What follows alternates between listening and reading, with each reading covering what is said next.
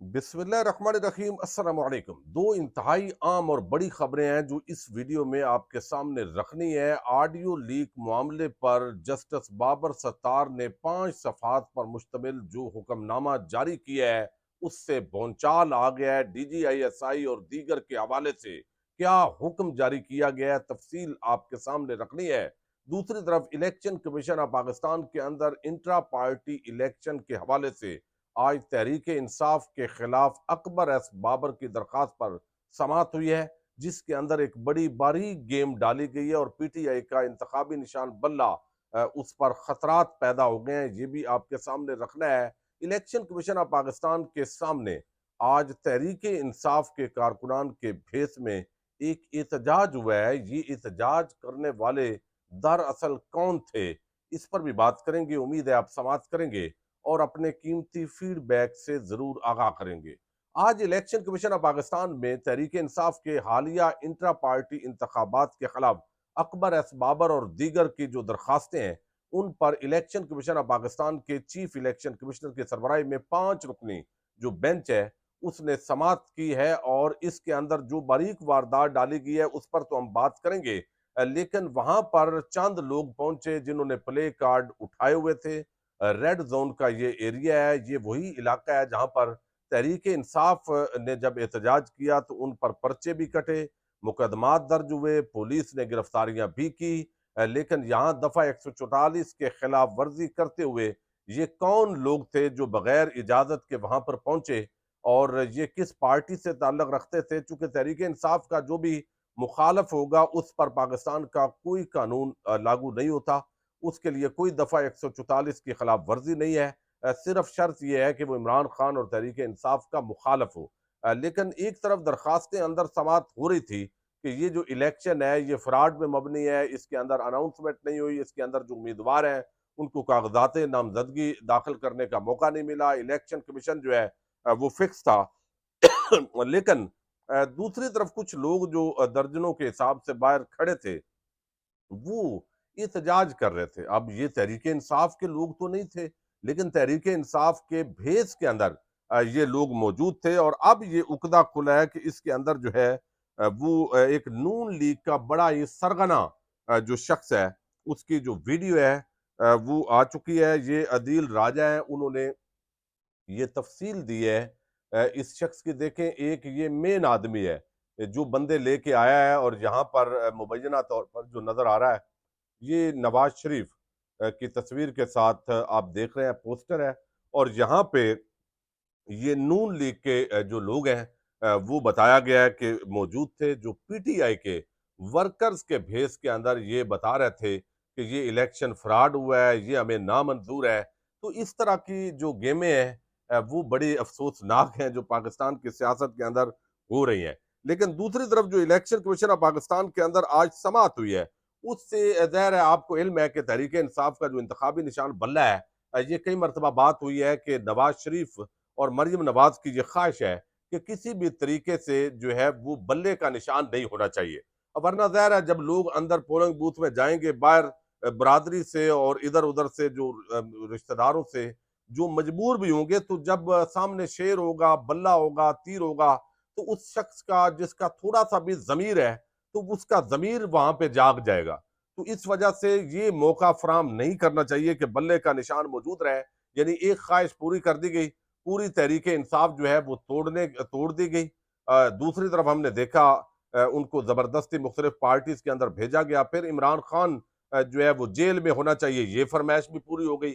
अब बल्ले का निशान नहीं होना चाहिए। पाकिस्तान के इदारे किस तरह इस्तेमाल होते हैं, ये एक तरफ आप देखिए कि तहरीक इंसाफ के जो वर्कर्स हैं वो किसी जगह जमा नहीं हो सकते थे इन इंतखाबात के लिए, इन इलेक्शंस के लिए, चूंकि उनके पीछे पुलिस पड़ी हुई थी, उनको मुख्तलिफ मुकदमात के अंदर इन्वॉल्व कर दिया गया था। नाजायज और बोगस मुकदमात इतनी भरमार की गई है कि किसी भी मुकदमे के अंदर आप जिस चाहें तहरीक इंसाफ के जो रहनुमा हैं या वर्कर हैं उनको कर दें, तो वो किसी तरीके से इतने इकट्ठे इतनी बड़ी तादाद में हो ही नहीं सकते थे। एक तरफ उनके लिए ये घेरा तंग करके दूसरी तरफ इलेक्शन कमीशन का इलेक्शन की तरफ इंट्रा पार्टी की तरफ धकेलना। और अब इस बुनियाद पर ये जो 15 दरखास्तें हैं उनकी जो समाअत हुई है, मैं थोड़ा सा अहवाल आपके सामने रखता हूं चूंकि بہت سارے لوگوں نے کہا کہ یہ مسترد کر دی گئی ہے. نہیں، مسترد نہیں کر دی گئی، بلکہ یہ بڑی باریک گیم ڈالی گئی ہے الیکشن کمیشن آف پاکستان کی طرف سے. درخواست گزاروں کی جانب سے آج موقف اختیار کیا گیا کہ پی ٹی آئی انٹرا پارٹی انتخابات سے پہلے کوئی شیڈول نہیں دیا گیا، ووٹر فہرستیں بھی جاری نہیں کی گئی. انتخابات سے متعلق پی ٹی آئی مرکزی سیکریٹریٹ میں کوئی سرگرمی نہیں ہوئی.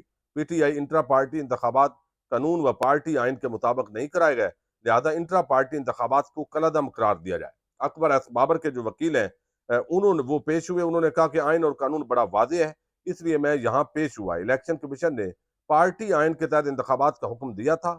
انٹرا پارٹی انتخابات کے لیے ووٹر لسٹ نہیں بنی، نامزدگی کا طریقہ کار بھی نہیں تھا، پارٹی آئین میں الیکشن پروگرام کا ذکر نہیں ہے.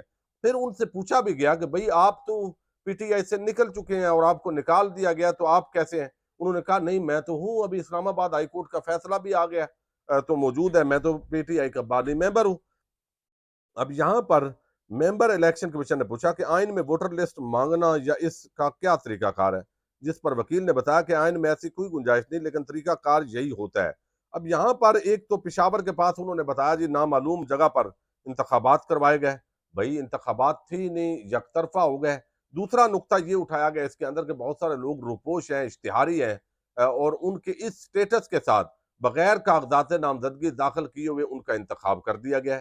ڈاکٹر یاسمین راشد یا باقی ان کو اطلاع بھی شاید نہیں ہوئی جیل کے اندر، اور ان کا بھی انتخاب کر دیا گیا ہے. تو جیل میں رہنے والے منتخب ہوئے، پشاور کے پاس نامعلوم جگہ پر انتخاب ہوا. تو نامعلوم جگہ پہ ہی ہونا تھا جب سارے ادارے پیچھے پڑے ہوئے ہیں، تو یقینی طور پر ایسی تھا.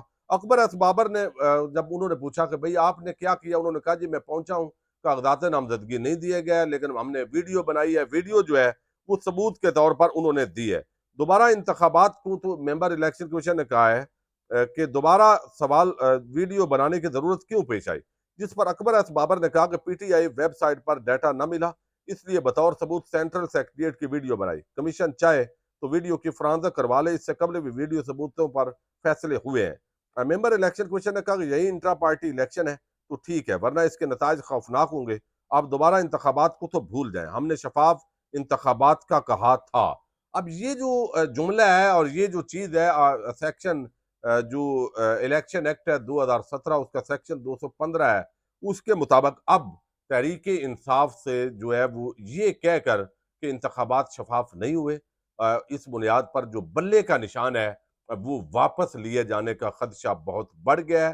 اور یہی اصل شاید ٹارگٹ بھی ہے جو اچیو کرنے والے جو ہے وہ اچیو کرنا چاہتے ہیں. اب یہ ایک تو بہت ہی عام خبر ہے، لیکن اس کا کیا امپیکٹ پڑے گا، چونکہ عمران خان کا جو بھی آزاد امیدوار جو بھی نشان ہوگا، جب پتہ ہوگا کہ یہ بیسیکلی تحریک انصاف سے ہے تو پھر بھی لوگ ووٹ تو اسے ہی دیں گے. لیکن دوسری طرف جو آڈیو لیکس کا معاملہ ہے، چونکہ یہ آج اسلام آباد ہائی کورٹ نے جو تحریری فیصلہ جاری کیا ہے، تحریری حکم نامہ اس کو کہیں گے، فیصلہ تو اینڈ پہ ہوگا، لیکن وہ بڑا عام ہے.